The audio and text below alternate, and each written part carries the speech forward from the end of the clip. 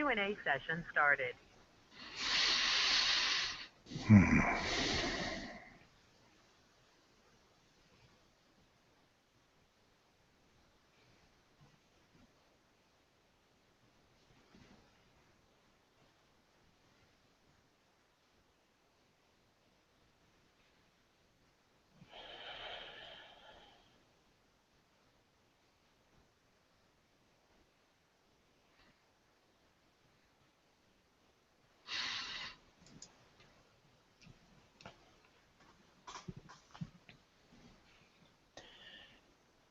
Welcome everybody to Saturdays with Terah. I'm Mary Beth at the Law of Attraction Club, on the web at theloaclub.com. If you're on the Hangout on air, this is our introduction to the theme of the week. All of this is being simulcast on our conference line, and we'll continue on the conference line with more discussion and Q&A after the Hangout. You're welcome to join us. Remember, if you're on the conference line and you have questions or comments, to press *6. Robin will be bringing through Terah for us today. So we welcome Robin and Terah. Over to you. And welcome to you also. There is a verse by Rumi, a mystic of the Sufi Muslim tradition, that we would translate as follows. Beyond all concept of right and wrong, there is a place. There is no you or me, or even anywhere in that place. There is only love. Rumi was able to see beyond the story that was Islam. Today we want to encourage you to see beyond your story. We want you to know of that special place that Rumi describes and begin to find it for yourself, and we will come to that shortly. From our friends Abraham. You are liquid love in physical bodies, wanting more than life itself, because it is life itself, to adore the vessel that's used through which this source energy flows. You are God, you are source, you are creator. You all, we all have a story. That story creates us even as we create it. Your story defines you and the worlds around you. There is no right story and no wrong story. Each story is unique and valid. There are, of course, parts of your story that match parts of the story of others. Those are the intersection points where you merge briefly and then separate. Those intersections are episodes in what appears to be a solid, contiguous world, a world with sequential time, a world that you share with everybody else. But your world is a moment-by-moment virtual reality created by you. You might ask, if it's only virtual, how come it feels so real? It feels so real because it's an exact mirror of you, its creator. That context of yours is always going to feel as real as anything can feel. So real that many of you get swept up by it. You get engaged with it to the extent that you see it as part of the eternal truth about you and what you're doing here. As many schools of spiritual thought do, you then dissect this reality for clues about your divine origins and your purpose for existence. By its very nature, you infer that there must be an entity or godlike creature that creates and maintains all of this and has a design for your life and everything else. In the pre-Abraham days of what this one calls his past, he spent considerable time studying with Deepak Chopra. This week, in fact, at Mary Beth's suggestion, he was watching Deepak promoting on PBS television his new book, The Future of God. And he heard these words: everything in the entire universe has a single source. Your innermost being is that source. And learn to view the world out there as a response to the signals from in here, as he pointed to his chest. At first he was excited to hear Deepak apparently embracing what he now knows as the absolute and the law of attraction, the foundation of everything. But his excitement faded as Deepak talked for an hour of a world out there as if it was one world, a fixture that could be examined to provide evidence of the true nature of things. Eventually, he was able to hear us suggest, as we always do, take what feels good, leave the rest. And of course, there is much in Deepak's story that is profound, and he inspires many into a growing awareness that they are a timeless consciousness having a temporary physical experience. That story was a stepping stone for this one, as it is for many. If your story is similar and it feels good to you, if it answers your questions, if it is for you a joyous space to explore as your life's context, then we say embrace it.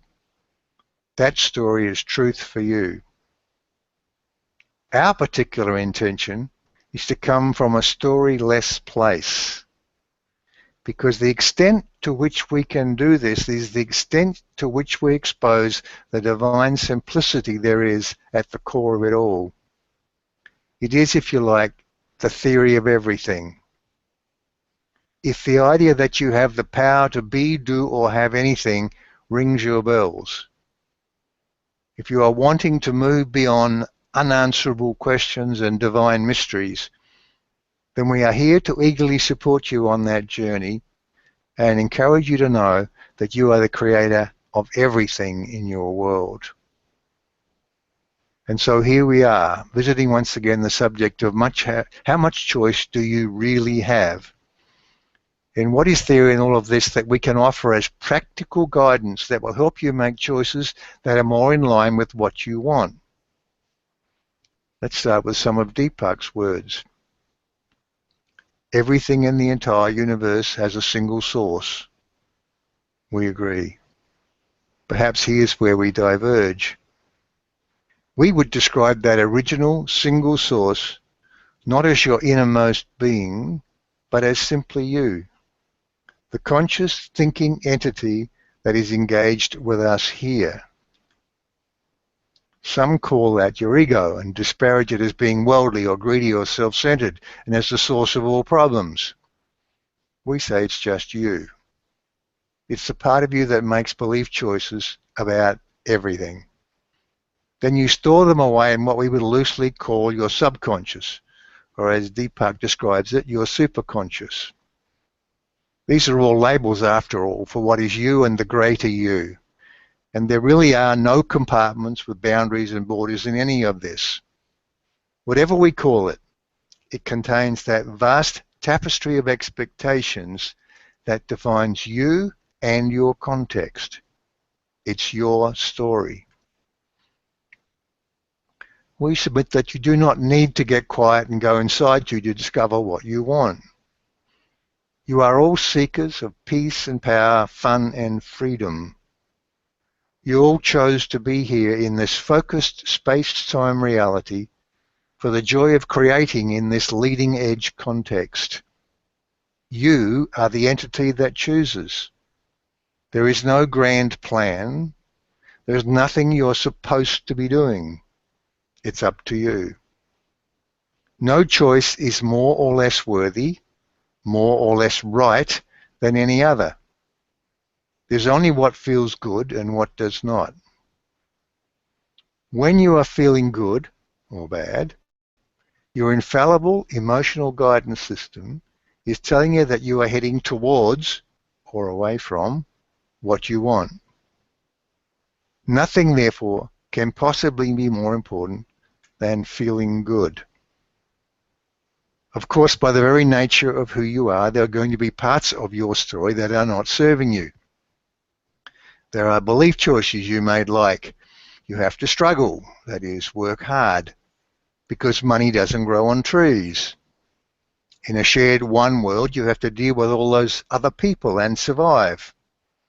You have to face reality, possibly the worst advice ever given, and so the list goes on and on. If you want to change your life, how do you override some of those stored belief systems? We suggest that there are two parts to it. Firstly, there's the very conscious part. It includes being aware of how you feel, making new choices, letting go of old stories, not settling for anything less than feeling good. Then there's the inner work, and here's where we can take a leaf out of Deepak's book. Take what feels good, leave the rest. When you think about those trains of thought you all have, one after another, think of there being a gap between them. If you are always actively thinking, that gap may appear at first to be non-existent. But remember, you're creating everything here. Choose to think of it instead as being very small. Then choose to allow yourself to first be aware of it and then to step into it. As you do that, it expands. At first it might seem impossible, but if you get quiet and be persistent and patient with yourself, you can do it. Let's try it here right now. Of course, we'll be talking to you and you'll be thinking about that. So we'll pause after each suggestion. Just let yourself get a sense of it. It's a place you can start from when you are alone and peaceful. First, take a deep breath. Get quiet and get comfortable. Observe yourself thinking. What are you thinking?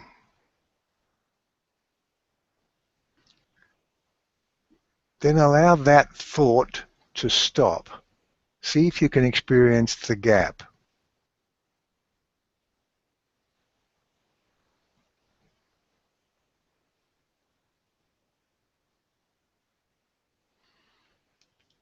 Allow yourself first to be aware of it and then to step into it.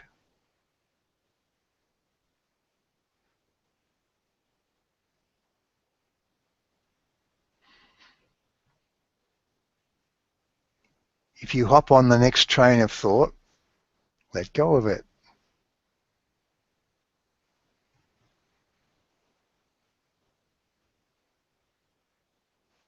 You might find at first you're busy thinking about not thinking. Let that go also.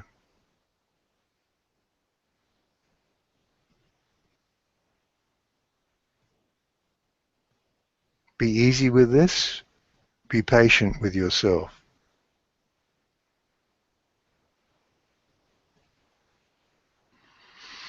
Good. Do you get a sense that this is Rumi's special place?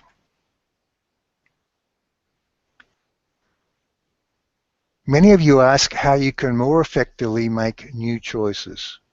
Well, this is a tool you can use. We say choose to use it. Make yourself a promise right here and now that you will set aside the time to do this. In Deepak's words, the more often you dive into the silent mind, the deeper your intentions will be coming from when you're not meditating. We agree wholeheartedly. There's power in getting reality out of the way. It's a profound place. It helps loosen your grip on the artifacts of your world. and it thereby strengthens your connection to who you are.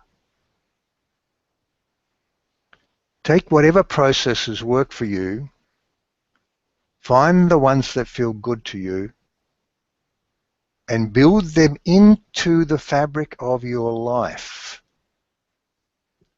Let them become part of who you are. So what choice do you really have? Beyond that you are a timeless, spaceless extension of the collective consciousness of all that is. And beyond that the law of attraction always provides whatever matches your beliefs. You choose everything.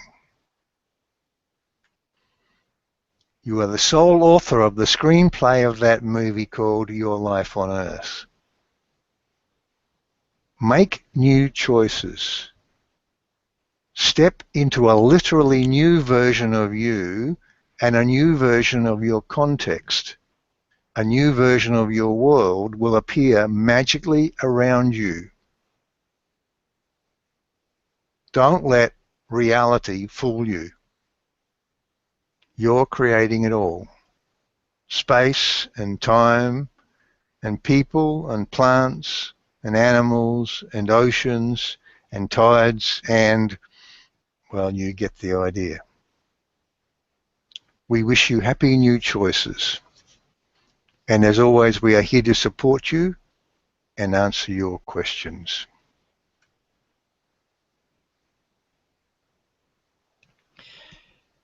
This hangout on air was to introduce our theme for the week. Our longer discussion continues right now on our conference line. You're welcome to join us. Bring your questions and comments.